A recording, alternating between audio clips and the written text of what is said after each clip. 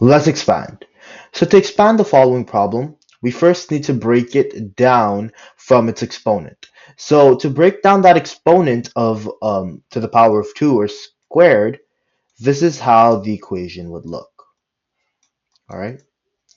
And the reason for this is because, for example, if we took the number, let's say 3, and we squared it, this is how it would look broken down, right? And people would agree with this. It would just be repeated multiplication of 3.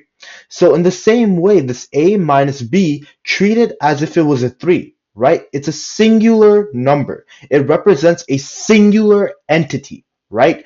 Or a singular thing. And so that's why we have to multiply that singular thing 2 times, because it's being multiplied 2 times as evidenced by the exponent. So we can't distribute this exponent to both uh, variables, because remember, exponents cannot be distributed. All right. So now that we have this, what we will do is we will use distributive property. You could also use the FOIL or box method to multiply binomials, right? Because we have two binomials here. So now to do that, I'm gonna use two separate colors actually to represent, because I'm using the distributive property, and to represent the two different operations that I do. So that's the first thing that we do. So that's a squared, because you have a times a, and then because this is a bracket, don't forget, and then minus the a again, and then negative b. So I just took the negative over here, right? Because remember, the a is positive, but the b is negative. So therefore, this whole thing would result in a negative number. And so I just added that minus over here, right?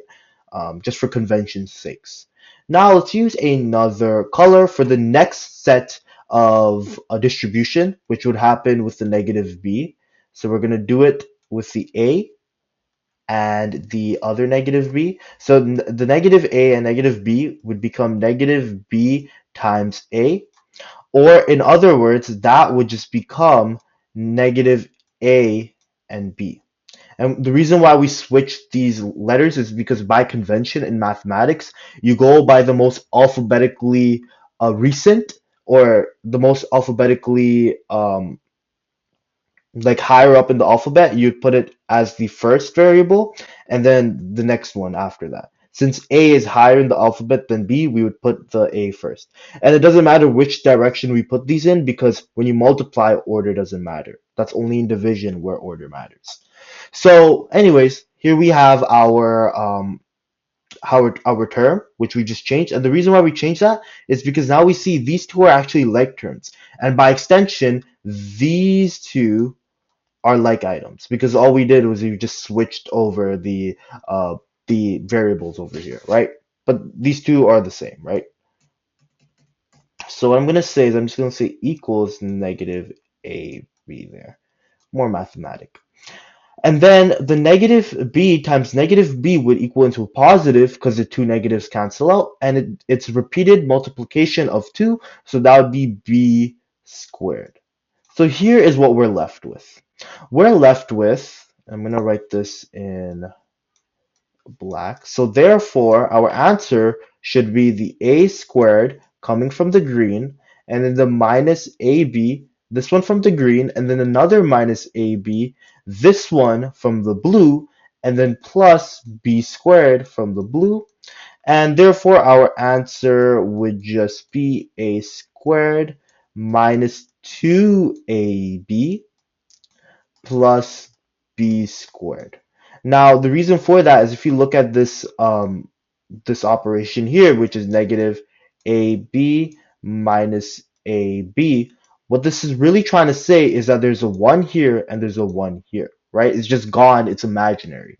But then if there's a 1 here, right, now it becomes very apparent what happens to these ones. What happens to them is you do a collection, right? Because you have like terms of AB and AB. So that collection would look like negative 1 minus 1. And that means it would become negative 2. We're going further down the number line. And that would lead to that negative 2 and then AB. That AB just being carried from here, no operations happening to them. And so our final answer, therefore, would be this over here. So this is our final answer for the fully expanded form of this expression here.